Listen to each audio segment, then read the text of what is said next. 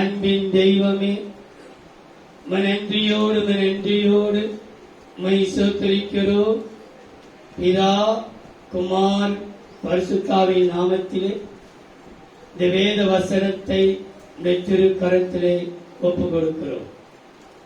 ஆண்டவரே, மாதத்தின் முதல் ஞாயிற்றுக்கிழமை இந்த பிள்ளைகளுக்கு நீ என்ன வார்த்தை கொடுக்கிறீர் எதிர்பார்த்து கொண்டிருக்கிற வேளையிலே நீ எருசலேமின் தேவனுடைய சந்நிதியில் உனக்கு கொடுக்கப்பட்டதை நீ ஒப்புக்கொடு என்று சொல்லியிருக்கிறீர்.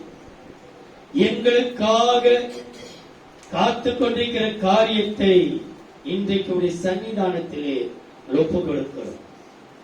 இதே வேளையிலே ஆன்லைன் மூலமாய் பார்க்கிற பிள்ளைகளுக்காக, யூடியூப் மூலமாய் பார்க்கிற பிள்ளைகளுக்காக, டிவியிலே பார்க்கிறவர்களுக்காக, மேலே அமர்ந்து கொண்டிருக்கிறவர்கள், கீழே அமர்ந்து கொண்டிருக்கிறவர்கள், வெளியே அமர்ந்து கொண்டிருக்கிற ஒவ்வொருவரையும் திருக்கரத்தில் படைக்கிறோம்.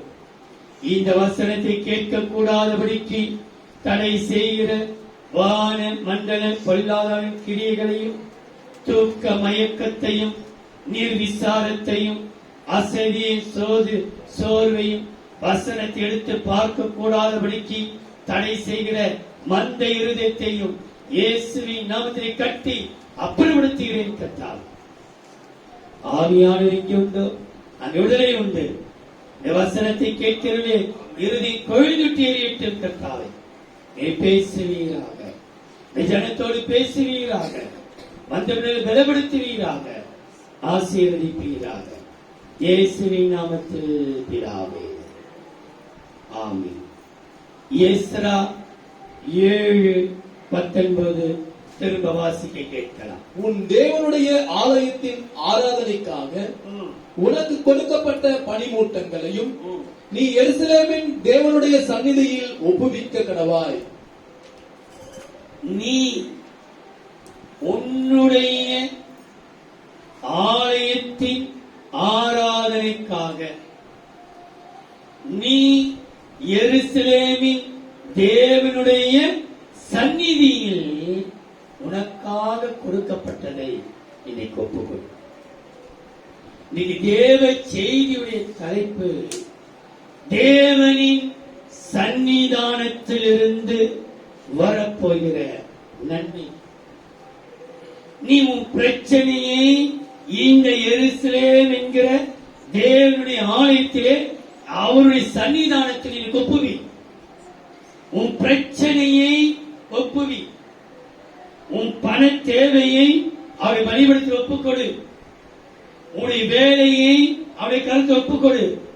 உனக்கு வர வேண்டிய நன்மையை அவருடைய சன்னிதானத்திலே ஒப்புக்கொடு. அவருடைய சன்னிதானத்திலே நீ யார் யார்கிட்ட சொல்லி அழுது புலம்பி ஆலோசனை கேட்கிற எல்லா காரியத்தையும் இன்றைக்கு உன் ஆலயத்தின் ஆராதனை ஆகிய நீ எருசலேமில் இருக்கிற தேவனுடைய சந்நிதியில் நீ ஒப்புக்கொள். உன் ஆலயத்தின் ஆராதனையிலே உனக்காக கொடுக்கப்பட்டதை இந்த எருசலேமின் தேவனுடைய சன்னிதானத்திலே ஒப்பு. ஆண்டவரே, என் பிரச்சனை நாளுக்கு நாள் பெரிதாகித தவிர குறைந்த பாடு இல்லை. 8 மாதத்தை முடித்து விட்டோம். 9ஆம் மாதம் ஆரம்ப முதல் வாரம் 4ஆம் தேதி வந்திருக்கிறோம். பிரச்சனை அதிகமாகிறது, தேவைகள் அதிகமாகிறது, நாளுக்கு நாள் பெருகிறது தவிர இன்னும் தீர்ந்த பாடில்லையே.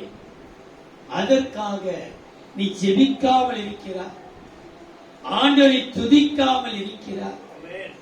ஏதோ கடமைக்கு சபைக்கு வராகட்டி கேட்பார்கள் என்று கடமைக்கு நீ வந்து கொண்டிருக்கிறார். உன்னுடைய வெறுப்பையும் உன் சஞ்சலத்தையும் உன் வேதனையையும் இன்றைக்கு நீ நம்புவாயானால் இது உனக்காக கொடுக்கப்பட்ட ஆலயத்தின் ஆராதனை. இந்த ஆராதனை உன்னுடைய ஆராதனை. உனக்காக கொடுக்கப்பட்ட இந்த ஆலயம், அது எருசலேம் ஆலயம் உனக்காக கொடுக்கப்பட்டிருக்கிறது. இந்த ஆலயத்திலே தேவனுடைய சந்நிதியிலே உனக்கு கொடுக்கப்பட்ட எல்லா பிரச்சனைகளையும், நீ சந்திக்கிற எல்லா போராட்டங்களையும் இன்னைக்கு ஒப்புக்கொள்ளு. கர்த்தருடைய வசனம், உன் காரியத்தை அவரிடத்தில் ஒப்புவி, அவரே உன் காரியத்தை வைக்கும். உன் நம்பிக்கையில் அவர்கள் இருக்கட்டும். இன்னொரு வசனத்தை பாருங்கள். லூக்கா எழுதின சுவிசேஷம் 1ஆம் அதிகாரம் 19ஆம் வசனம். தேவதூதன் அவனுக்கு பிரதியுத்தரமாக, லூக்கா 1:19. தேவதூதன் அவனுக்கு பிரதியுத்தரமாக, நான் தேவ சன்னிதானத்தில் நிற்கிற காபிரியேல் என்பவன். நான் யாருடைய சந்நிதி இருக்கிறேன்? தேவ சந்நிதி இருக்கிறவன் நான். எருசலேமுக்குள்ள வந்திருக்க நீங்கள் ஒவ்வொருவரும் எங்கே நின்று கொண்டிருக்கின்றால் தேவ சன்னிதானத்திலே. ஏதோ ஒரு வீட்டுக்கு போய் உட்கார்ந்தோ, ஒரு கடமைக்கு போனோம், ஐயோ பாஸ்டர் வரகட்டி ஒரு மாதிரி சொல்லுவாரே, நான் போவகட்டி கேட்பாரே என்ற அந்த எண்ணத்தோடு வராதபடிக்கு, இது தேவ சன்னிதானத்தில் இருக்கிறவன். அவர் சொல்லுகிறார், தூதன் கேபிரியல், நான் தேவ சன்னிதானம் நிற்கிற காபிரியேல் உன்னுடனே பேசவும். யாரோடு பேசவும்? இங்க வந்திருக்கிற உன்னோடு பேசவும், உனக்கு இந்த நற்செய்தியை அறிவிக்கவும் அனுப்பப்பட்டு வந்தேன். அனுப்பப்பட்டு எங்கிருந்து அனுப்பப்பட்டிருக்கிறார்? தேவ சன்னிதானத்திலிருந்து. தேவ சன்னிதானத்திலே பல நற்செய்திகள் உனக்கு காத்துக் கொண்டிருக்கிறது. இதுவரைக்கும் துர்ச்செய்தி இல்ல, இல்ல வேலை இல்ல, சம்பளம் இல்ல, வாடகை இல்ல, கடன் அடைக்க முடியல, லோன் இல்ல, எல்லாமே உனக்கு கெட்ட செய்தி. ஆனா இன்றைக்கு கர்த்தருடைய சன்னிதானத்திலிருந்து அனுப்பப்பட்டு வருகிற செய்தி நற்செய்தியா இருக்கிறது. நீ சகலத்தை ஆண்டு அனுபவிக்க பிறந்திருக்கிறார். தேவ சன்னிதானத்திலே உடைய காரியத்தை ஒப்புவித்து உன் ஆலயத்தின் ஆராதனைக்காக நீ எருசலேமின் தேவனுடைய சன்னிதானத்தில் உன் காரியத்தை அனைத்தையும் ஒப்புவித்து, ஆண்டவரே எனக்கு தெரியாது, என் சக்திக்கு மீறி எல்லாம் சந்தித்து விட்டேன். இருந்தது 1, 2 கூட எல்லாம் போய்விட்டது. எனக்கு ஒண்ணு இல்லை, உயிருக்கு என்னுடைய ஜீவன் தான். என்னை தலை நிமிர்ந்து நடக்க வைப்பதோ நடக்க வைப்பாதோ உன் கருத்தில் இருக்கிறது என்று அந்த சன்னிதானத்தை ஒப்புக்கொடு. அந்த சன்னிதானத்திலிருந்து வரப்போகிற நன்மையை நாம் உங்களுக்கு சொல்லி. இன்னொரு வசனத்தை பாருங்கள். 2 கொரிந்தியர் 2ஆம் அதிகாரம் 17ஆம் வசனம். அநேகரை போல 2 கொரிந்தியர் 2ஆம் அதிகாரம் 17ஆம் வசனம். அநேகரை போல, அநேகரை போல நாங்கள் தேவ வசனத்தை கலப்பாய் பேசாமல், தேவ வசனத்தை சில பேர் கலப்பாய் பேசுவார்கள், கலந்துவிடுவார்கள். அநேகரை போல நாங்கள் தேவ வசனத்தை கலப்பாய் பேசாமல் துப்புரவாகவும். எப்படி? அப்படி உள்ளதை உள்ளதென்று துப்புரவாகவும், தேவனால் அருளப்பட்ட பிரகாரமாகவும், தேவனால் அருளப்பட்ட பிரகாரமாகவும் கிறிஸ்துவுக்குள் தேவ சந்நிதியில் பேசுகிறோம். எங்க பேசுகிறோம்? தேவ சந்நிதியில் பேசுகிறோம். எங்கேயோ கேட்ட செய்தி, யாரோ கொடுத்த பிரசங்கம், யாருடைய பிரசங்க குறிப்பை எடுத்து பேசி அதை கலந்து இப்படி ஜோடிச்சு பேசுற வசனம் அல்ல. கர்த்தருடைய சன்னிதானத்திலே உட்கார்ந்து, கர்த்தருடைய சமூகத்திலே உட்கார்ந்து, என் ஜனத்துக்கு என்ன வார்த்தை கொடுக்க போகிறீர், எந்த வசனத்தை கொடுக்க போகிறீர், எதை திருப்பினாலும் இது பேசுற மாதிரி இருக்குது, இந்த வசனம் இது பேசுறது போல இருக்கிறது. நேற்று தினத்திலே கூட தேவன் இந்த வார்த்தையை கொடுப்பதற்கு முன்பாக ஒரு வார்த்தையை கொடுத்தார். இஸ்ரவேலின் தேவன் நான். எப்படிப்பட்ட தேவன்? இஸ்ரவேலின் தேவன். ஆனா இதை பத்தி பேசுற மாதிரி இருக்குதப்பா, யோசித்து அல்ல, இஸ்ரவேல் பரிசுத்தரை பத்தி நீ பேசி இருக்கிற, இஸ்ரவேலின் தேவனை குறித்து நீ பேச இருந்தால் இந்த வசனத்தை கத்தப்போ நம்ம படிக்கும் போதெல்லாம் ஒரு வார்த்தை இது ஏற்கனவே பேசுறது போல இருக்குது என்று விட்டு வேண்டியதா இருக்கு சில வசனங்கள். பிள்ளைகளே, நீங்க கர்த்தருடைய சன்னிதானத்திலே எந்த ஒரு கலப்பம் இல்லாமல், எந்த ஒரு கட்டுக்கதை இல்லாமல், வாய்ஜாலம் இல்லாமல், பிரசங்களை தட்டி மைக்க பிடிச்சி இங்க நடக்குது அங்க நடந்து இத்தப்ப அதெல்லாம் ஒண்ணுமே இல்லாமல் வசனத்தை அப்படியே எடுத்து கொடுக்கிறார் சொல்லி, அதன் கலக்கம் இல்லை, ஒண்ணும் பண்ண முடியல. தேவ சந்நிதியிலிருந்து தேவன் கொடுத்த வார்த்தையை அப்படியே கொடுக்கிற கர்த்தருக்கு புரியுதோ புரியலையோ, எனக்கு கொடுக்கப்பட்ட வார்த்தை உங்களுக்கு பிரசித்தி. இன்னைக்கு உங்களுடைய வாழ்க்கையிலே மனதில் நீங்கள் பதித்துக் கொள்ள வேண்டும். உள்ளத்தின் ஆழத்தில், ஆண்டவரே, எருசலேம் தேவனுடைய ஆலயத்தில் இருக்கிற சன்னிதானத்திலிருந்து வரப்போகிற ஒரு 5 நன்மைகளை நான் சொல்லி முடிக்கிறேன். தேவ சந்நிதியில் காணப்படும் ஒரு 5 நன்மை. அவர் சொல்றாரு, உன் ஆலய ஆராதனைக்காக நீ எருசலேமின் தேவனுடைய சந்நிதியில் ஒப்புவி. ஆலயம், இந்த ஆலயத்தில் இருக்கிற தேவனுடைய சன்னிதானம் உன்னுடைய சன்னிதானம். இந்த சன்னிதானத்திலே ஒரு இறை தோற்றிகளே அவர் உனக்காக யாவை செய்கிறார். அவர் நமக்காக செய்கிற தேவ சந்நிதியில் காணப்பட்ட ஒரு 5 நன்மைகளை சொல்லி, முதலாவது பாருங்கள். யாத்ராகமம் 18ஆம் அதிகாரம் 19-20. இப்பொழுது என் சொல்லை கேளும். யாத்ராகமம் 18ஆம் அதிகாரம் 19-20. இப்பொழுது என் சொல்லை கேளும். உமக்கு ஒரு ஆலோசனை சொல்லுகிறேன். உமக்கு ஒரு ஆலோசனை சொல்லுகிறேன். தேவனும் உமோடு கூட இருப்பார். நீர் தேவ சந்நிதியிலே ஜனங்களுக்காக இரும். நீ மோசேயே, உன்னதமான தேவனுடைய ஊழியக்காரரே, ஜனங்களுக்காக நீ தேவனுடைய சன்னிதானத்திலே இரு. எங்க வேற எங்கே போவாது, வேற ஆலோசனைக்கு. உன்னுடைய ஆலோசனை ஜனத்தை எப்படி நடத்தணும், ஒவ்வொரு வீட்டையும் மாசம் மாசம் வீடை சந்தித்தாதான் இந்த ஜனங்கள் வருவார்கள். காலையில் தொடங்கி வேலை தூக்கினு ராத்திரி திரும்பி வருகிற வரைக்கும் அந்த வேலை வேணா. போத நீ வீடு சந்தித்தது, வீடு விடா வீடு சந்திக்கிற பையத்துக்கினு ஓடி ஓடி இன்னது போத நிறுத்து. இவங்க வீட்டை சந்திக்க போற, அவங்க வீட்டை சந்திக்க போற. பிரதருக்கு யார வரா கட்டி கூட அவருக்கு அக்கறையில் நம்ம சந்திக்கவே மாட்டா. ஒன்னே ஒண்ணு, நீ வரா கட்டின ஆண்டோட சந்திக்கப்ப. ஏன் இந்த அம்மா வரல ஆண்டவரு, அவர் சொல்லுவா, அவர் நடத்துவா. இவங்க வரலையே, அவங்க வரலையே. பிரதருக்கு இப்ப நம்மளெல்லாம் விசாரிக்கிறதே இல்லை, கரிசனே இல்லை, அவரெல்லாம் வீடுகளாம் சந்திக்கிறதே இல்லை.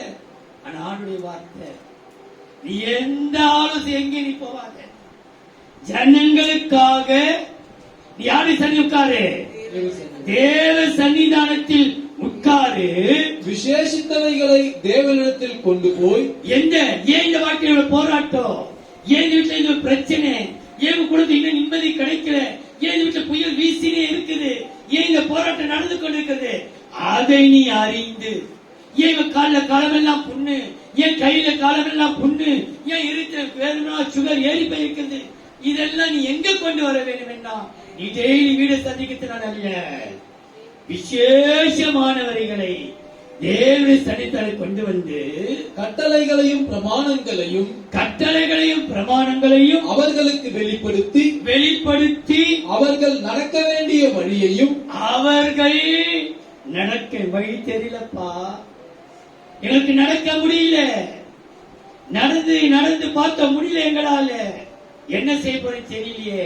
அப்படி நடக்க முடியாத ஜனங்களுக்காக நீ தேவ சன்னிதானத்தில்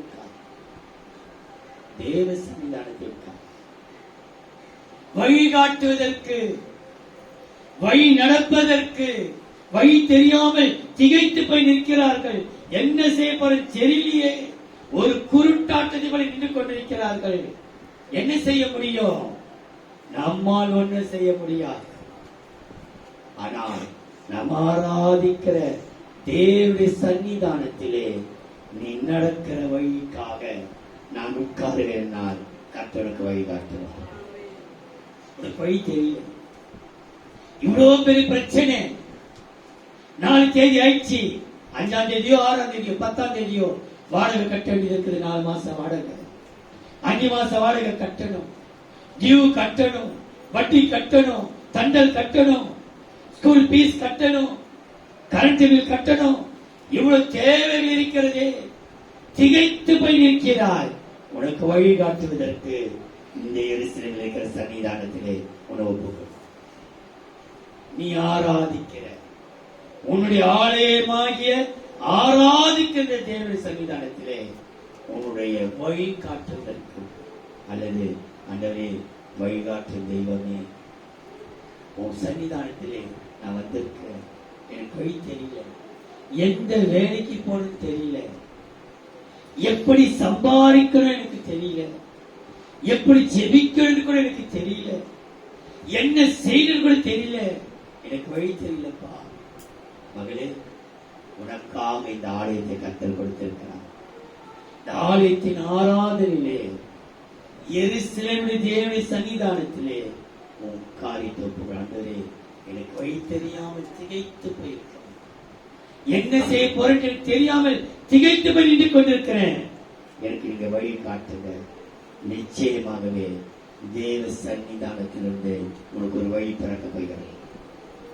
சில பேர் சொல்வார்கள், டிசம்பர் தை பிறந்தால் எங்க வழி பிறந்தது, 8 மாசம் ஒரு வழி பிறக்க. ஆனா தேவ சமூகத்திலே உனக்காக வழி பிறக்கும், வழி திறக்கும், வழி காட்டுவார். வழி காட்டுகிற தெய்வம் இந்த சன்னிதானத்தை காணப்பட்டுக் கொண்டிருக்கிறார். அவன் சன்னிதானத்திலிருந்து உனக்கு வழி காட்டும் பொழுது உனக்கு கிடைக்கிற நன்மையை பாருங்கள்.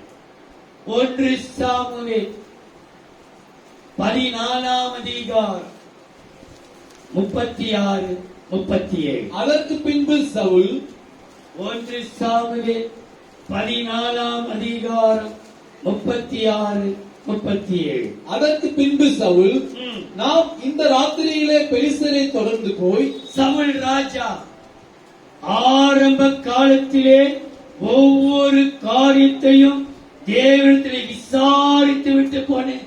இந்த சவுல் இன்றைக்கு நடக்கிற காரியத்தை பாருங்கள். சவுல் ராஜா விடியற்கால வெளிச்சமாக மட்டும் அவர்களை கொள்ளையிட்டு அவர்களில் ஒருவரையும் மீதியாக வைக்காதிருப்போமாக என்றான். அதற்கு அவர்கள் உம்முடைய கண்களுக்கு நலமானபடி எல்லாம் செய்யும் என்றார்கள்.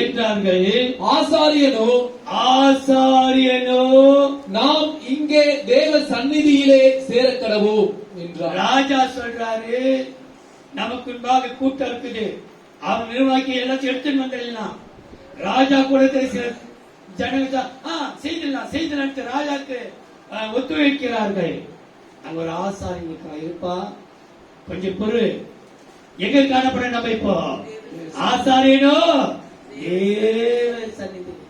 3 கூட்டம், சவுலின் கூட்டம் 1, ஜனத்தின் கூட்டம் 1, ஆசாரியுடைய கூட்டம். சபையிலேயும் சவுளை போல எல்லாத்துக்கும் முன்னே கொந்தளிக்கிற கூட்டங்கள் உண்டு, சவுளோடு கூட ஜாடு அடிக்கிற கூட்டங்கள் உண்டு. ஆனாங்க ஒரு ஆசாரிய கூட்டம் உண்டு. கர்த்தரை விசாரிக்கலாம். தேவ சன்னிதி நம்ம போர்த்து நல்லதா கெட்டதா தேவ சன்னிதி விசாரிப்போம். அடுத்த வசனம் சொல்கிறது பாருங்கள்.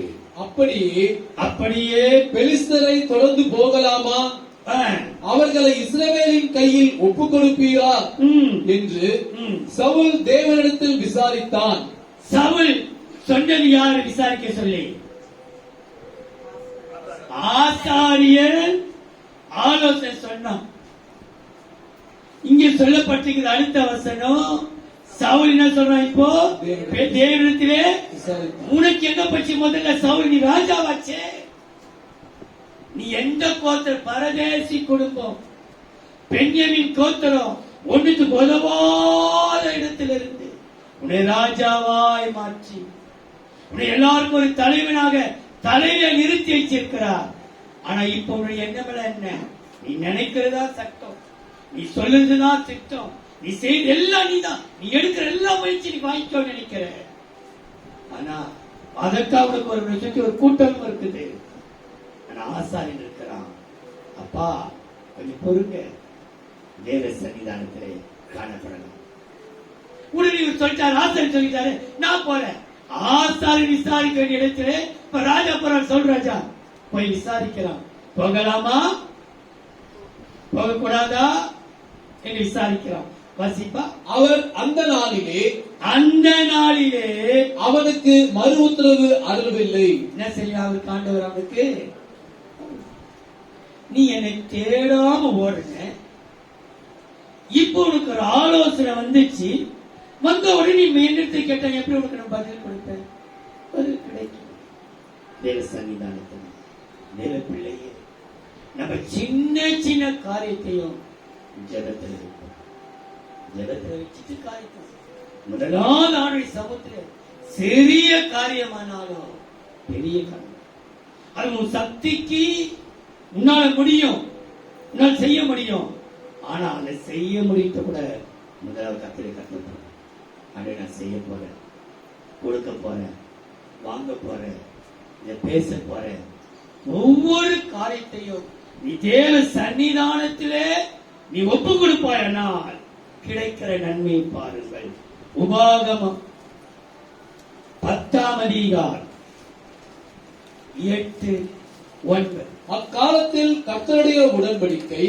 உபாகமம் 10ஆம் அதிகாரம் 8-9. அக்காலத்தில் கர்த்தருடைய உடன்படிக்கை பெட்டியை சுமப்பதற்கும் இந்நாள் வரைக்கும் நடந்து வருகிறது போல கர்த்தருடைய சந்நிதியிலே நின்று அவருக்கு ஆராதனை செய்வதற்கும் அவர் நாமத்தை கொண்டு ஆசீர்வதிப்பதற்கும் கர்த்தர் லேவியின் கோத்திரத்தை பிரித்தெடுத்தார். எந்த கோத்திரத்தை பிரித்தெடுத்தார்? அவருடைய சன்னிதானத்திலே நிற்கணும். அதுக்கு அடுத்தது ஜனங்களை ஆசீர்வதிக்கணும். தேவ சன்னிதானத்திலே நிற்பதற்கும் ஜனங்களை ஆசீர்வதிப்பதற்கும் லேவி கோத்திரத்தை தேவ பிள்ளையே, உனக்கு வழி தெரியாமல் திகைத்து நிற்கிற வெளியிலே இந்த தேவனுடைய சன்னிதானத்திலே வந்து, ஆண்டவரே எனக்கு வழி தெரியல, என் பண பிரச்சனை இவ்வளவு பெரிய பிரச்சனையா இருக்குது, எனக்கு தெரியலையே என்று நீ அவர் சமூகத்தை நிற்பாயானால் உன்னை ஆசீர்வதிப்பதற்கும் தேவ சன்னிதானத்தில் இருக்கிற லேவி கோத்திரத்தை ஆசாரியனும் உனக்கு கொடுக்கிற நன்மை ஒரு ஐஸ்வர்யவனாய் மாற்றும். எருசலேம் சன்னிதானத்திலே உன் பிரச்சனையை ஒப்புக்கொடு, அவனுக்கு வழிகாட்டி உன் ஐஸ்வர்யவனாய் மாற்றும். எப்படி ஐஸ்வர்யனாய் மாற்றுகிறார் பாருங்கள். 1 தீமோத்தேயு 6ஆம் அதிகாரம் 14-18. எல்லாவற்றையும் உயிரோடு இருக்க செய்கிற 1 தீமோத்தேயு 6ஆம் அதிகாரம் 14-18. எல்லாவற்றையும் உயிரோடு இருக்க செய்கிற தேவனுடைய சன்னிதானத்திலேயும் பொந்தி பிலாத்துவின் முன்னின்று நல்ல அறிக்கையை சாட்சியாக விளங்க பண்ணின கிறிஸ்து இயேசுவினுடைய சன்னிதானத்திலேயும். கிறிஸ்து இயேசுடைய சன்னிதானம் முதல் ஆரம்பிக்கும் போது தேவனுடைய சன்னிதானத்திலேயும் கிறிஸ்து இயேசுடைய சன்னிதானத்திலேயும் உனக்கு கட்டளையிடுகிறேன். உனக்கு என்ன கட்டளையிடுகிறேன்? 18ஆம் வசனம். நன்மை செய்யவும் நற்கிரியைகளில் ஐஸ்வர்யவான்களாகவும். எந்த கிரியிலே? நல்ல கிரியைகளிலே, நீ நற்கிரியைகளிலே ஐஸ்வர்யவான்களாய் மாறுவதற்காக இந்த எருசலேம் தேவனுடைய சன்னிதானத்திலே வழி காட்டுவதற்காக நீங்க வந்திருப்பாயானால் இந்த உன்னுடைய ஆலய ஆராதனைக்காக நீ எருசலேமின் தேவ சன்னிதியில் ஒப்பு கொடுத்த இந்த வழி காட்டுதலுக்கு அவனுக்கு வழிகாட்டி உன் ஐஸ்வர்யவனாய் வழி தெரியாமல் இருந்திருக்கிற நாளைக்கு என்ன செய்ய போகிறேன் ஒண்ணும் தெரியாது. ஒரு பயம், ஒரு திகில், உள்ள உடைக்கப்பட்டு துக்கம் நிறைந்திருக்கிறது. என்ன செய்யப்பட தெரியலையே. இந்த ஆலயத்தின் சன்னிதானத்திலிருந்து கர்த்தருக்கு வழிகாட்டி ஐஸ்வர்யனாய் மாற்றப்படும். நம்புறீங்களா? உங்கள் தரித்திரத்தை கர்த்தர் மாற்றுவார். உங்கள் வறுமையை கர்த்தர் மாற்றுவார். உங்கள் பணி நெருக்கத்தை கர்த்தர் மாற்றுவார். ஒன்றே ஒன்று, ஆண்டவரே இந்த சந்நிதியிலே வந்திருக்கிறப்பா, எனக்காக கொடுக்கப்பட்ட இந்த ஆலயத்தின் சன்னிதானத்திலே வந்து நிற்கிறேன். எனக்கு வழிகாட்டி என் ஐஸ்வர்யனாய் மாற்று. நிச்சயமாகவே உன் ஐஸ்வர்யனா மாற்ற வல்லவராயிருக்கிறேன்.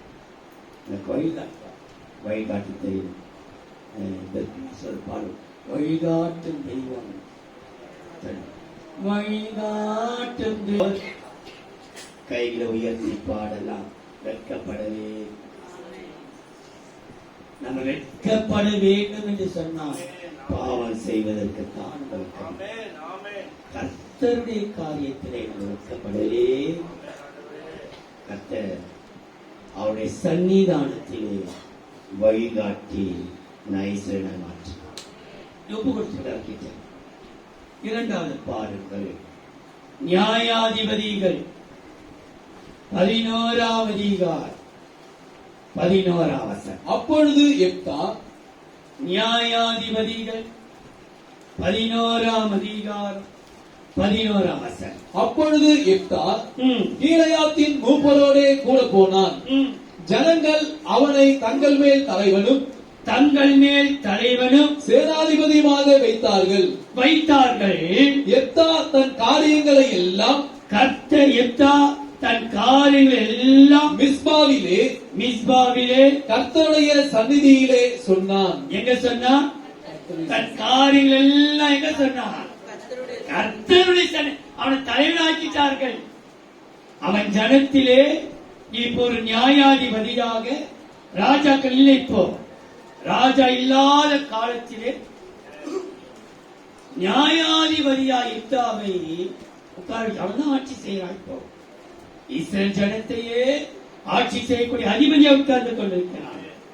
ஆனால் அவன் செய்ததெல்லாம் ஒவ்வொரு காரியத்தையும் கர்த்தருடைய சன்னிதானத்திலே, ஆண்டவரே இந்த ஜனம் வராங்க, இந்த ஜனத்துடைய பிரச்சனை இருக்குது, எனக்கு தெரியல என்ன செய்யணும் தெரியல, திருமணத்துக்காக வராங்க, வேலைக்காக வராங்க, வருமானத்துக்காக வராங்க, ஏதோ ஒரு தேவையோடு நிக்கிறாங்க, எனக்கு தெரியாது.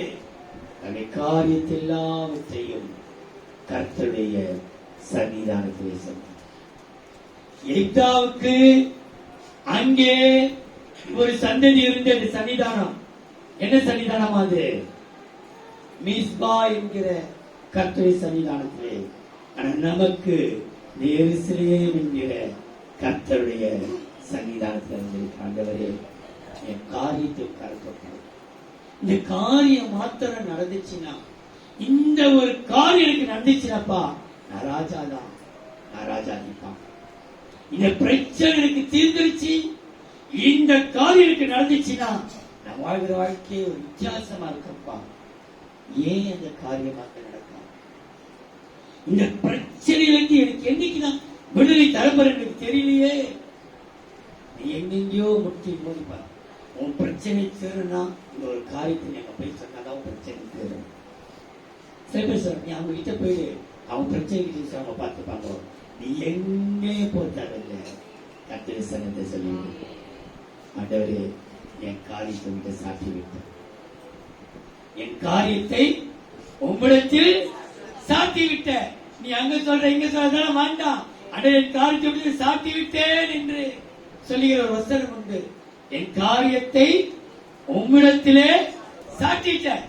உன் காரியம் இன்னும் எந்த காரியமா இருக்கட்டும், உன் பிரச்சனை எப்படிப்பட்ட பிரச்சனையா இருக்கட்டும், உன் காரியத்தை அவரிடத்தில் சொல்லு. அவருடைய சன்னிதானத்தில் நீ தலைமைத்துக்கு வச்சுக்காது.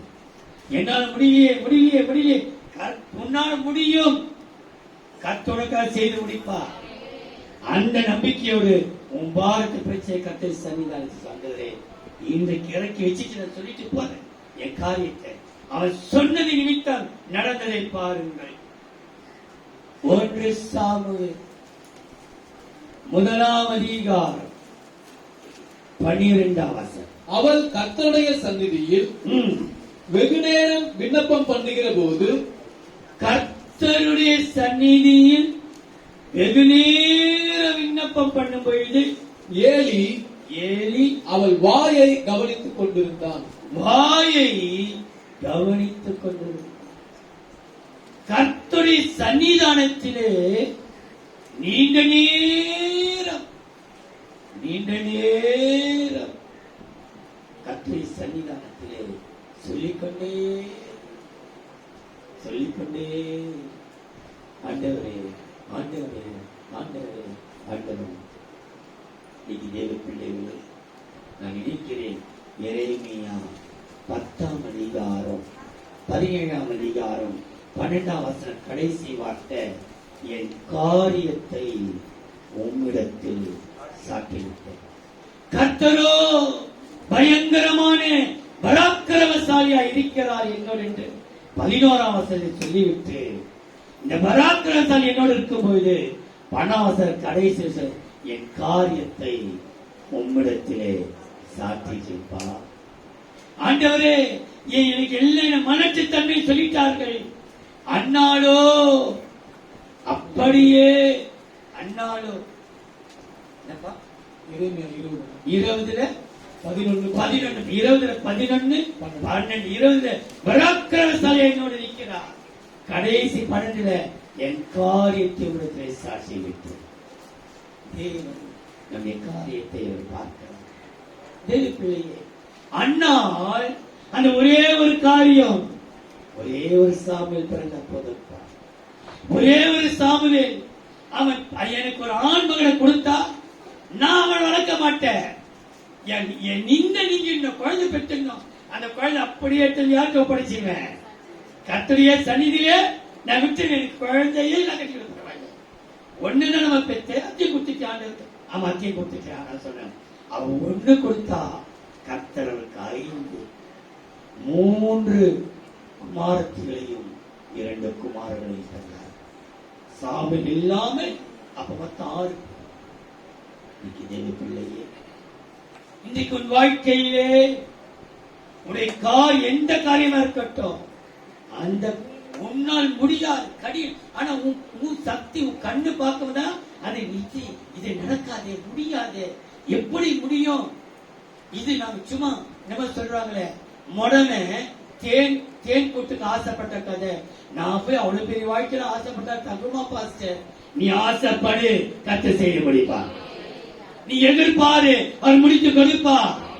நீ நினைச்சு பாரு, அவரை சந்நிதியில் கொடுத்து விடு. இத்தனை வருஷம் ஆயிடுச்சு, இவ்வளவு பெரிய வயசு ஆயிடுச்சு, இவ்வளவு வருஷம் ஆயிடுச்சு, எனக்கு கிடைக்குமா? நிச்சயமே நிச்சயம் கர்த்தர் கொடுப்பவராக இருக்கிறார். அப்படி வாஞ்சல என்ன, நீ என் சந்நிதியில் அவருடைய இருதயத்தை ஊற்றி விட்டான். அண்ணாலோ கர்த்தருடைய சந்நிதியிலே தன் இருதயத்தை ஊற்றி விட்டார். யார்கிட்ட சொல்லல, கர்த்தரிக்கான். அப்படி சொன்ன கர்த்தரை சந்நிதி சொன்ன அவர் காரியங்களை கர்த்தர் நடத்தினார் பாருங்கள். 1 ராஜாக்கள் 8ஆம் அதிகாரம் 60ஆம் வசனம். அவர் தமது அடியானுடைய நியாயத்தையும் 1 ராஜாக்கள் 8ஆம் அதிகாரம் 60ஆம் வசனம். அவர் தமது அடியானுடைய நியாயத்தையும் தமது ஜனமாகிய இஸ்ரவேலின் நியாயத்தையும் அந்தந்த நாளில் நடக்கும் காரியத்துக்கு தக்கதாய், அந்தந்த நாளில் நடக்கும் ஒவ்வொரு நாளுடைய காரியமும் ஒரு நாள் நடந்த காரியம் அல்ல, அன்றைக்கு உனக்கு சந்திக்கிற காரியங்கள், ஒவ்வொரு நிமிஷமும் ஒவ்வொரு மணி நேரமும் அந்தந்த நாளுக்கு நடக்க வேண்டிய காரியத்தையும் காரியத்துக்கு தக்கதாய் விசாரிப்பதற்கு நான் கர்த்தருக்கு முன்பாக விண்ணப்பம் பண்ணின இந்த என்னுடைய வார்த்தைகள் இரவும் பகலும் நம்முடைய தேவனாகிய கர்த்தருடைய சந்நிதியில் இருப்பதாக. எங்க இருப்பதாக? ஒவ்வொரு காரியமே யாரை கருத்து இருக்கணும்? கர்த்தரை சமத்து இருக்குமானால் அவர் என்னை விசாரிப்பதற்காக அந்தந்த நாளுக்கு உன்னை விசாரிக்க ஒருத்தர் இல்லை. நீ சாப்பிட்டியா? நீ என்ன பண்ற? ஏது பண்ற? அக்காவோ தங்கச்சியோ தம்பியோ அண்ணனோ சொந்தமோ பந்தமோ சபை விசுவாசியோ ஒருத்தரும் இல்லை.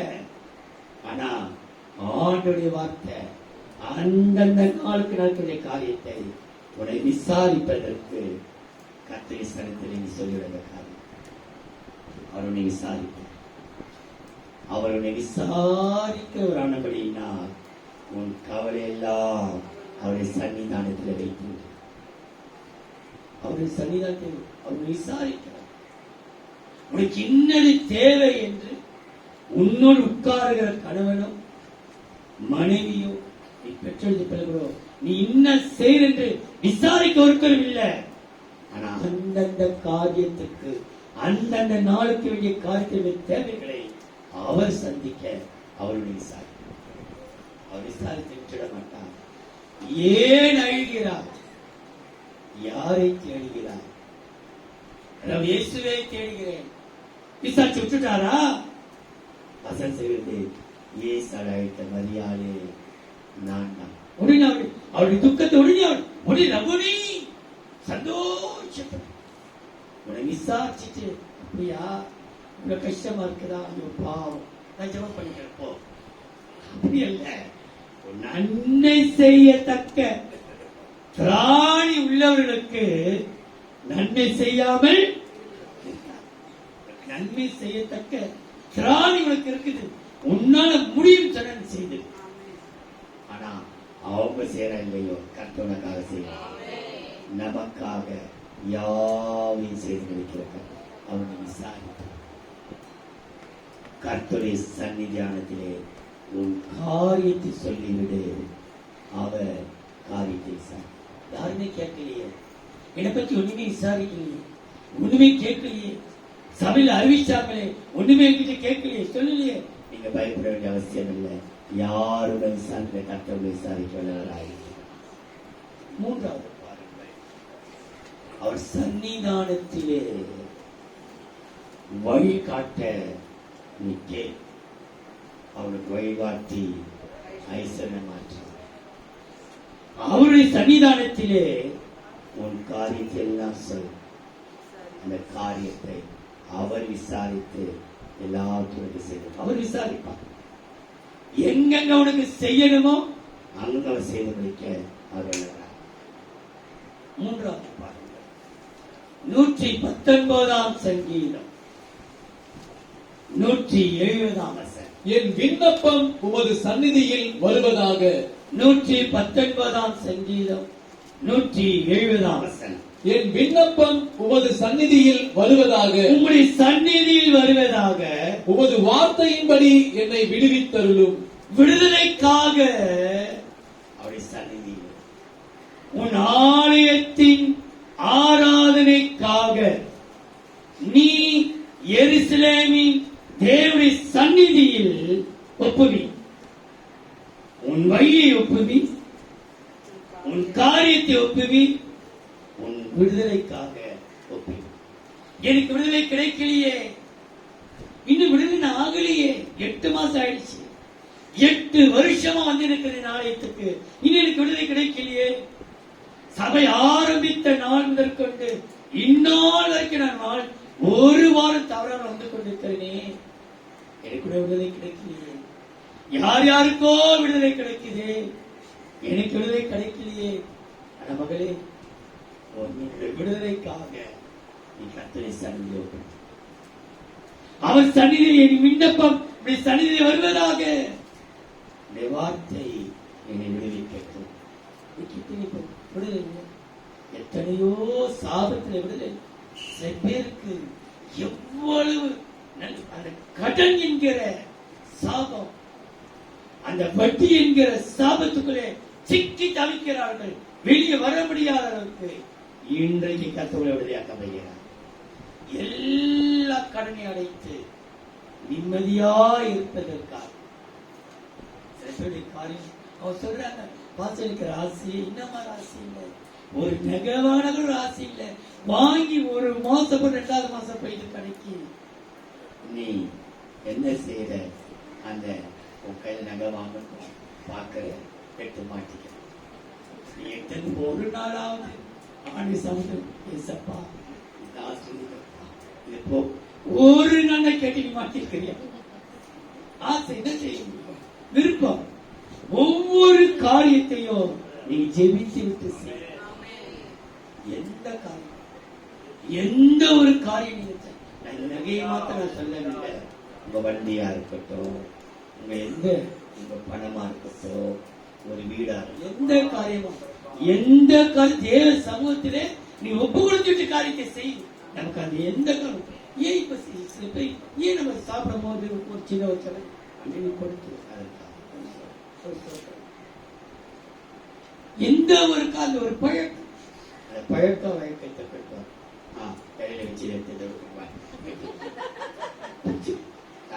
ஃப்ரெண்டுங்க என்ன பார்க்க போறேன் சாதனை செலவு பண்ண ஃப்ரெண்டு கேஸ் வச்சு வாங்கிட்டு ஒரு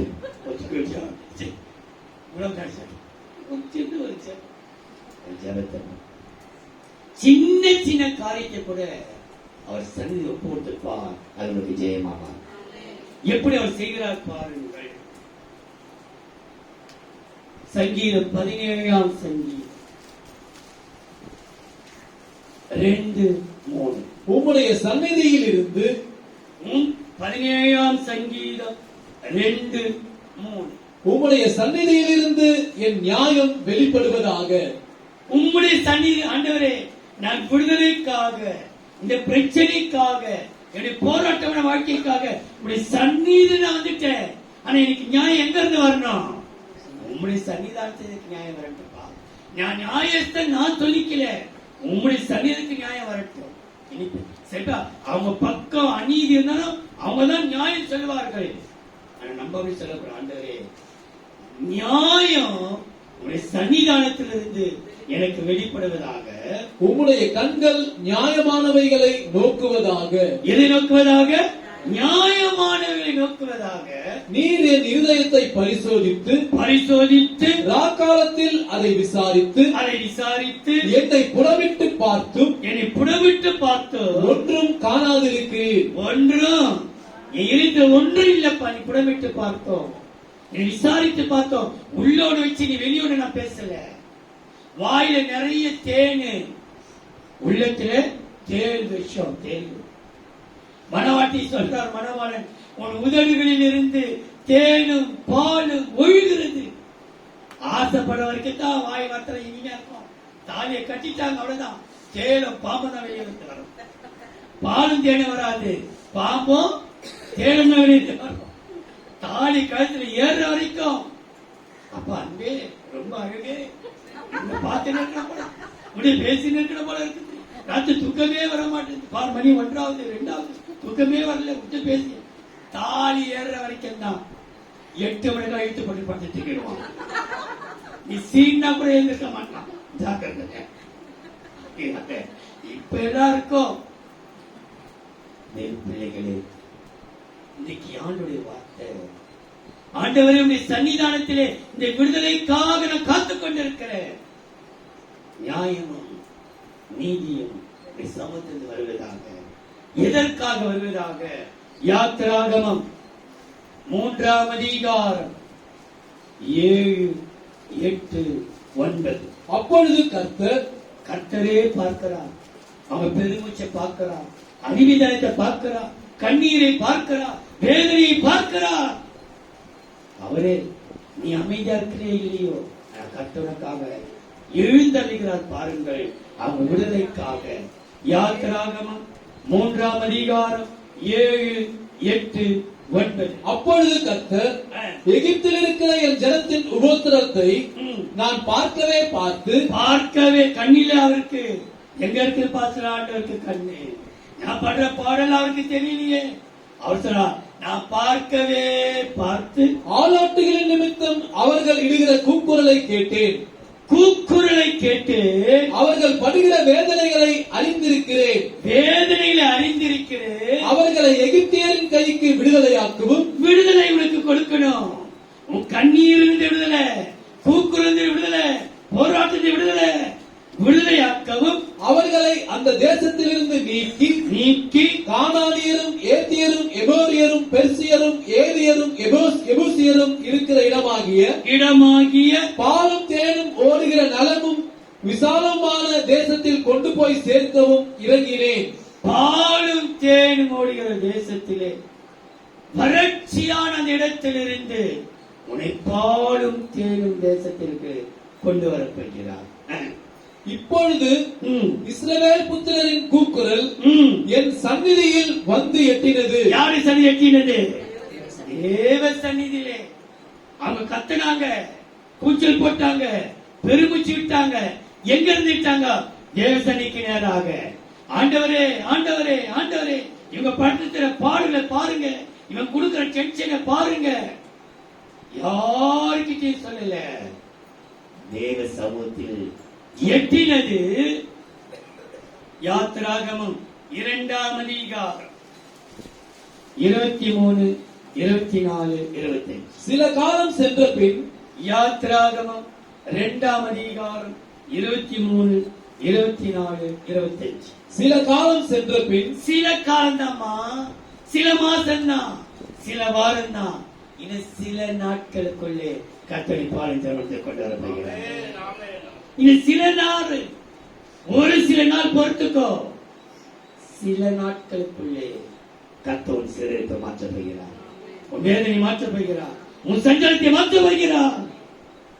சில நாள் சென்ற பின்பு எகிப்தின் ராஜா மரித்தான். உன்னை ஆட்டி படைச்சவன் மரிப்பான், உன்னை துக்கப்படுத்த மரிப்பான், உன் முன்னேற்றத்தை தடுத்து நிறுத்தவன் மரிப்பான். உனக்கு கொந்தளிக்கிற கூட்டம் ஒன்றுமில்லாமல் போகும். நீ காணத்தான் போற, சில நாட்களை கேள்விப்பட போற, காதால கேட்க போற, கண்ணால பார்க்கிற இல்லையோ. சில துஷ்டருடைய ஆய்வுகள் எல்லாம் நம்ம கண்ணால பார்க்க விட மாட்டார், காதால கேட்க வைப்பார். பார்வனுடைய ரத வீரங்கள் சிவந்த சமுத்திரத்திலே மாண்டு போனது நம்ம போய் பார்த்தாங்களா?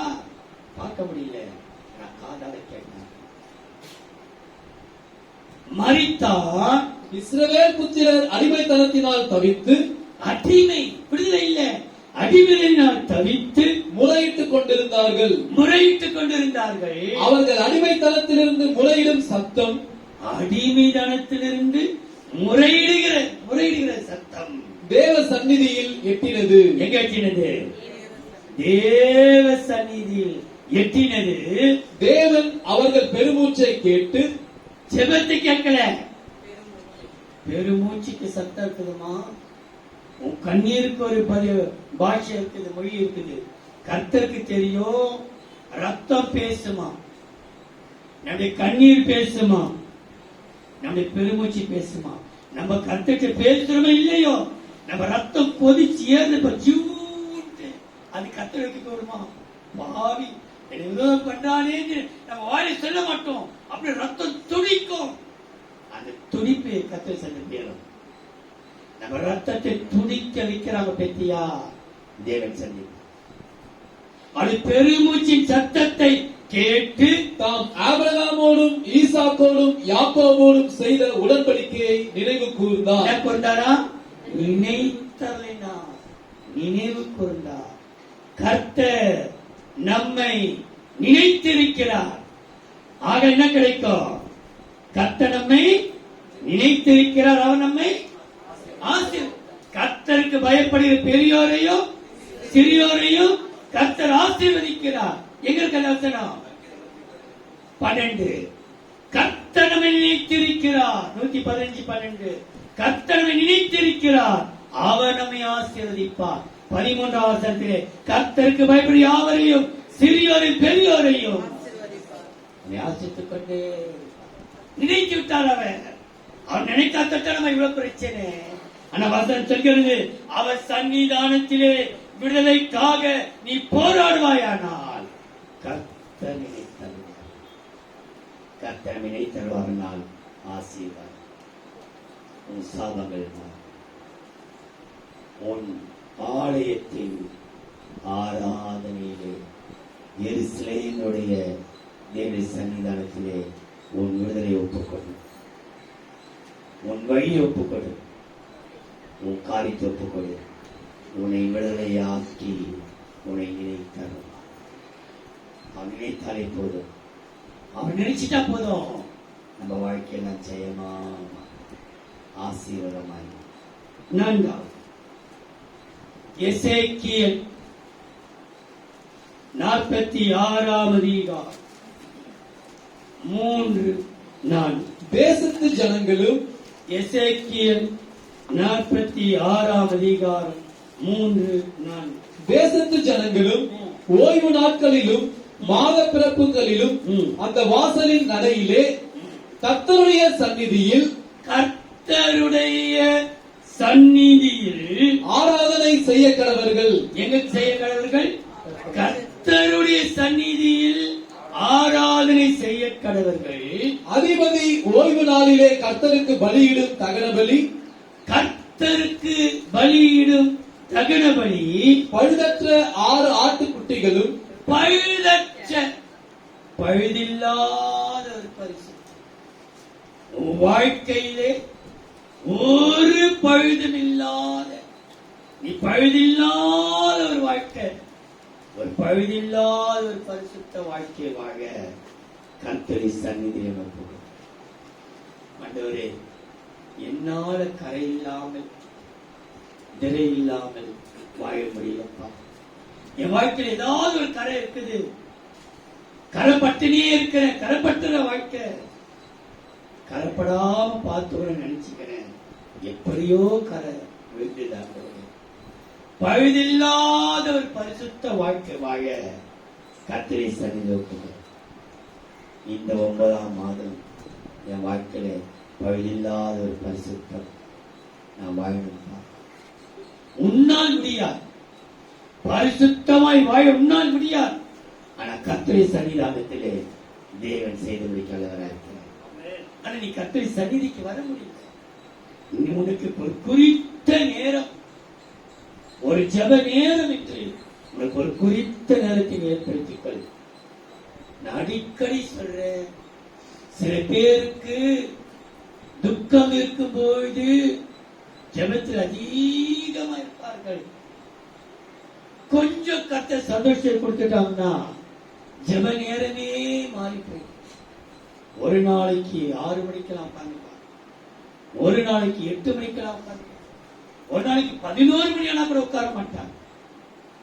தேவ பிள்ளைகள், நம்முடைய ஜெப நேரம் அவருடைய சமூகத்திலே, அவர் சன்னிதானத்திலே நீ பரிசுத்தமாய் பழுதில்லாத ஒரு பரிசுத்த வாழ்க்கை வாழ்வதற்காக அவர் சன்னிதானத்தில் உன்னை எத்தனை பேர் குறை சொல்றாங்க? எனக்கு சரியில்லை, இவங்கெல்லாம் என்ன பாஸ்டர் வாழ்றாங்க, பரிசு இன்னத்துக்கு பைபிளத்துக்கு சுத்தம் இவங்கெல்லாம் பைபிளத்துக்கு ஓடுதுங்க, இன்னத்துக்கு இதுங்க பழுது சொல்றாங்க, இன்னத்துக்கு இவெல்லாம் பைபிள் தூக்கி போடுறான், இன்னத்துக்கு இதுக்கெல்லாம் வெள்ளடிச்சு போட்டு எவ்வளோ பேர் அவமானம் சொல்றாங்க. ஆண்டவரே, அவமான வார்த்தை எனக்கு வராதபடிக்கு என்னை பரிசுத்தமாக்குங்க. அது பரிசுத்தம் எங்க இருக்கிறது? கர்த்தருடைய சன்னிதானம். அப்படி உன்னை பரிசுத்தப்படுத்தி உன்னை சந்தோஷத்தினால் நிரப்புகிறார். பாருங்கள், எசேக்கியேல் 41 அதிகாரம் 22 வசனம். மரத்தினால் செய்யப்பட்ட பலிபீடத்தின் உயரம். எசேக்கியேல் 41:22. மரத்தினால் செய்யப்பட்ட பலிபீடத்தின் உயரம் 3 முழமும் அதன் நீளம் 2 முழமுமாய் இருந்தது. அதன் கோடிகளும் அதன் விளிம்புகளும் அதன் பக்கங்களும் மரத்தினால் செய்யப்பட்டிருந்தது. அவர் என்னை நோக்கி, இது கர்த்தருடைய சந்நிதியில் இருக்கிற பீடம் என்றார். இது நீ யாரு? கர்த்தருடைய சந்நிதியில் இருக்கிற பீடம். கர்த்தர் பரிசுத்தமாக்கி இந்த பலிபீடத்தில் நிற்க வைக்கலாம். நிறைய பேர், சில பேர் சொல்றாங்க, பாஸ்டர் வந்து எல்லாருக்கும் மை கொடுத்துறார், எல்லாரையும் பாட வச்சிடறார், எல்லாரையும் ஜெபிக்க வச்சிடறார், எல்லாரையும் வச்சு பண்ண வச்சிடறாரு, எல்லாருக்கும் முன்ன உட்கார வச்சிடறாரு, யாருக்கும் முன்ன உட்கார வச்சிடறாரு. ஆனா நீ ஒரு பீடமா, கர்த்தரை செலுக்கிற பீடமா இருக்கிற என்பது என்னுடைய ஆசை, என் விருப்பம். என்ன? நீ கர்த்தருக்கு முன்பாக இருக்கிற, சந்நிதியில் இருக்கிற ஒரு பலிபீடமா இருக்கணும். நான் கையில கொடுத்தாலும் அந்த பரிசுத்தமும் பயமும் உங்களுக்கு இருக்கணும். உங்களுக்கு அறிவிக்கிறதுக்கு, உங்களை ஜெபிக்க வைக்கிறதுக்கு, உங்களை பாட வைப்பதற்கு, உங்களை ஒர்ஷிப் பண்ண வைப்பதற்கு நான் ஆயத்தமா இருக்கும்போது அதுக்கு மேல உங்களுடைய ஆயத்தம் இருக்கணும். நான் எங்க நிற்க போகிறேன்? கர்த்தரை சந்திருக்கிற கர்த்தருடைய பலிபீடம். நான் நம்புகிறேன். பலிபீடம் கட்டுவோம். நீதான் பலிபீடம். கர்த்தருக்கு முன்பாக நிற்கிற பீடம் நீ, பலிபீடம் நீ. அந்த சன்னிதியிலிருந்து வருகிற வார்த்தை விசேஷமா, இவன் வாயிலிருந்து வருகிற வார்த்தை மற்ற காயப்படுத்தக்கூடாது, சந்தோஷப்படுத்த வேண்டுமே தவிர அவன் என்ன பண்ணக்கூடாதா? உன் வாயின் வார்த்தை உன் கணவனோ மனைவியோ பிள்ளைகளோ உன் சகோதரனோ சகோதரியோ எது யாரா இருக்கட்டும் எட்டவத்தமா பேசத்தை நிறுத்து. கர்த்தரை பலிபீடம் நினைச்சுக்கோ. இந்த பலிபீடத்திலிருந்து வருகிற வார்த்தை எல்லாரையும் சந்தோஷப்படுத்தணும், எல்லாரையும் ஆறுதல் படுத்தணும், எல்லாரையும் தைரியப்படுத்தணும், எல்லாரையும் உற்சாகப்படுத்தணும். அதுக்குதான் உன்னை பலிபீடமா மாத்திருக்கிறார். பரிசுத்தமான பலிபீடமான மாத்திருக்கு காரணம் நீ சந்தோஷப்படுத்த. உனக்கு சந்தோஷம் கொடுக்கிறா, நீயும் மற்றொரு சந்தோஷமா இருக்கணும். வாசித்து பாருங்கள். லூக்கா எழுதின சுவிசேஷம். அந்த பலிபீட ஊழியத்தை பெற்ற அவனுக்கு எப்படிப்பட்ட சந்தோஷம் பாருங்கள். லூக்கா 1ஆம் அதிகாரம் 8ஆம் வசனம், 13ஆம் வசனம், 14ஆம் வசனம். அப்படி இருக்க, லூக்கா 1ஆம் அதிகாரம் 8, 13, 14. அப்படி இருக்க அவன் தன் ஆசாரிய வகுப்பின் முறைமையின்படி தேவ சந்நிதியிலே ஆசாரிய ஊழியம் செய்து வருகிற காலத்தில், ஆசாரிய ஊழியம் எங்க செய்து கொண்டிருக்கிறாரே? தேவ சன்னிதானத்தில். நீ எங்க உட்கார்ந்து நிற்கிற? தேவ சன்னிதானத்தில். நீ எங்க உட்கார்ந்து பார்க்கிற? தேவ சன்னிதானத்தில். தேவ சன்னிதானத்திலிருந்து தேவ பிள்ளையே, தேவ சன்னிதானத்தில் நீ பார்க்கிற. தேவ சன்னிதானத்தில் செய்கிற ஊழியம் செய்கிற அந்த நாட்களிலே தூதன் அவனை நோக்கி, சகரியாவே, பயப்படாதே, பயப்படாதே, உன் வேண்டுதல் கேட்கப்பட்டது. உன் 14 பாருங்க, 13, 14. உன் வேண்டுதல் கேட்கப்பட்டது. உன் மனைவியாகிய எலிசபெத்து உனக்கு ஒரு குமாரனை பெறுவாள். அவனுக்கு யோவான் என்று பெயரிடுவாயாக. உனக்கு சந்தோஷமும், உனக்கு பலிபீடமாகிய உனக்கு, கர்த்தருடைய பரிசுத்தமாகிய உனக்கு, பழுதில்லாமல் சந்நிதியில் இருக்கிற உனக்குத்தான் சகரியாவே உனக்கு சந்தோஷமும் மகிழ்ச்சியும் உண்டாகும். உனக்கு யாருன்னா உண்டாகுமா? சந்தோஷமும் மகிழ்ச்சியும் உனக்கு உண்டாகும். நீ பழுதில்லாமல் பரிசுத்தமாய் வாழும்போது உனக்கு மகிழ்ச்சி, சந்தோஷம். அடுத்த வசனம் பாருங்கள். அப்போஸ்தலர் 2ஆம் அதிகாரம் 28ஆம் வசனம். ஜீவ மார்க்கங்களை எனக்கு தெரியப்படுத்தினீர். அப்போஸ்தலர் 2:28. ஜீவ மார்க்கங்களை எனக்கு தெரியப்படுத்தினீர். உம்முடைய சன்னிதானத்திலே என்னை சந்தோஷத்தினால் நிரப்புவீர். என்னுடைய சன்னிதானத்தில் என்ன உண்டு? எனக்கு சந்தோஷம். சந்தோஷத்தினால் நிரப்பி விட்டி, துக்கத்தை எல்லாம் கர்த்தர் மாற்றி விட்டார். நீ பரிசுத்தமாக ஆக ஆக உன் வாழ்க்கையில் ஒரு நிறைவு. கோபம் இருந்த இடத்திலே சந்தோஷம், இச்சை இருந்த இடத்திலே சந்தோஷம், உடைய பொறாமை இருந்த இடத்திலே சந்தோஷம், பொருளாசை இருந்த இடத்திலே சந்தோஷம், வைராக்கியம், கசப்பு இருந்த இடத்திலே அப்படி நிறைத்து ஒவ்வொரு அமைத்தையும் நிரப்பிக்கொண்டே சந்தோஷம் நிரப்புகிறார். 1 தெசலோனிக்கேயர் 2 அவர் சன்னிதானத்திலே பாருங்கள், சந்தோஷமா மகிழ்ச்சி இருக்கிறது. 1 தெசலோனிக்கேயர் 2ஆம் அதிகாரம் 19, 20. எங்களுக்கு நம்பிக்கையும் சந்தோஷமும் மகிழ்ச்சியும் கீதமுமாய் இருப்பவர்கள் யார்? யார்? எப்படியா? சந்தோஷமும் மகிழ்ச்சியுமாய் இருப்பவர்கள் யார்? நம்முடைய கர்த்தராகிய இயேசு கிறிஸ்து வரும்பொழுது அவருடைய சன்னிதானத்திலே நீங்கள் அல்லவா அப்படி இருப்பீர்கள்? யார் இருப்பீர்கள்? கர்த்தருடைய சன்னிதியில் அல்லவா இருக்கிற நீங்கள் அல்லவோ.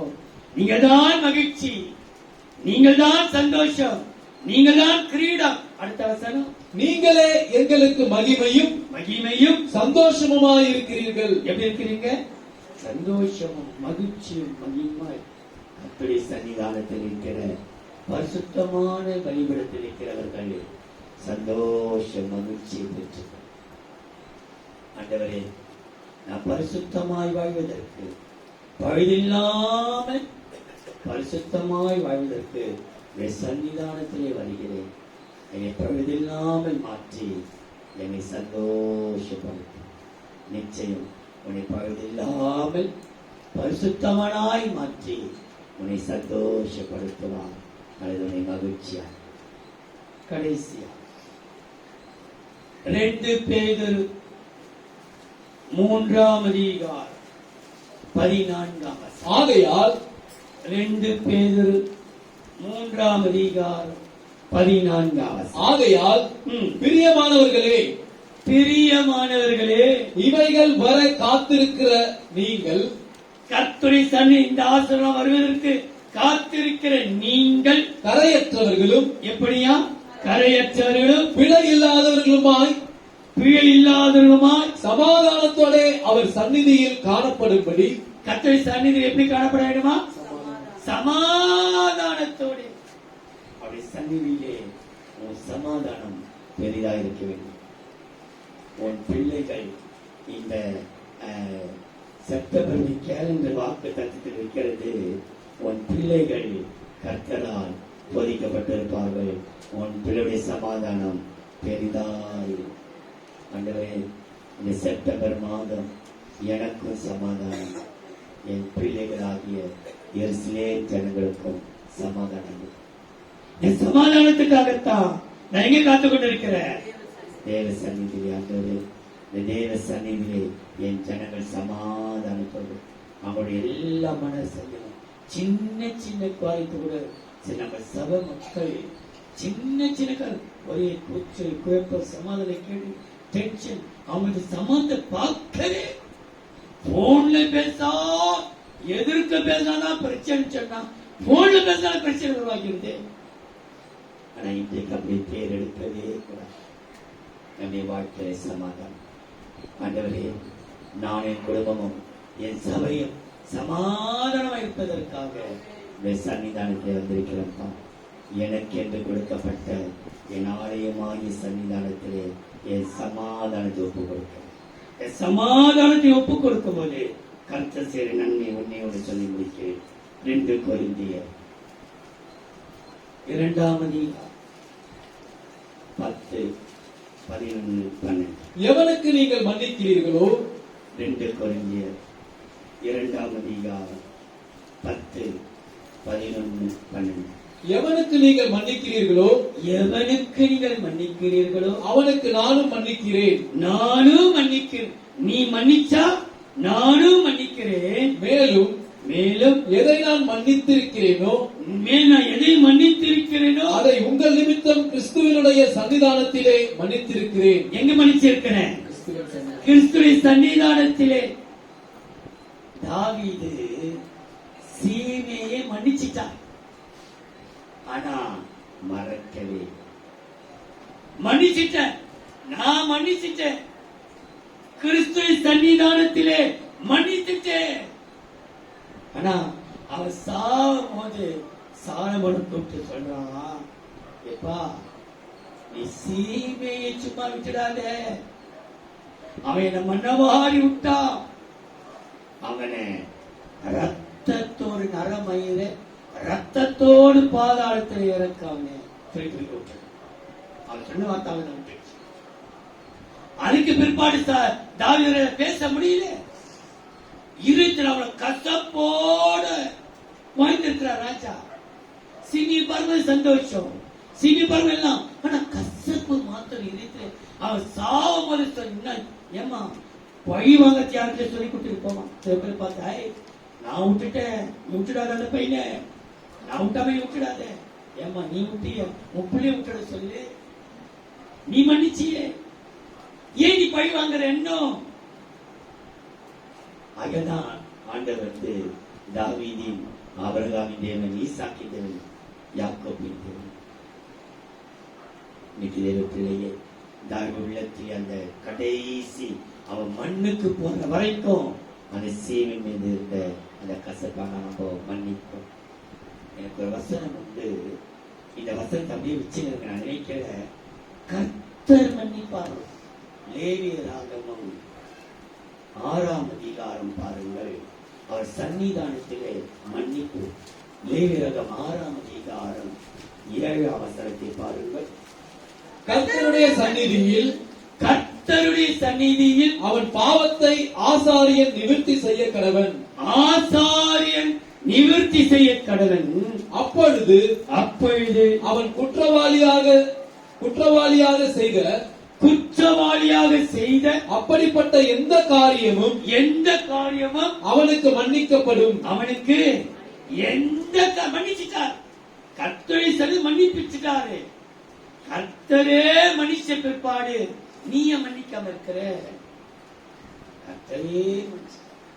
அப்போ நம்ம வாழ்க்கை சமாதானத்துக்காக ஆண்டவரே நம்மளை கூடுமான வரைக்கும் மன்னிக்கிற காரியங்களை மன்னிப்போமானால் கிடைக்கிற நன்மையை தான் சொல்றோம் பாருங்க.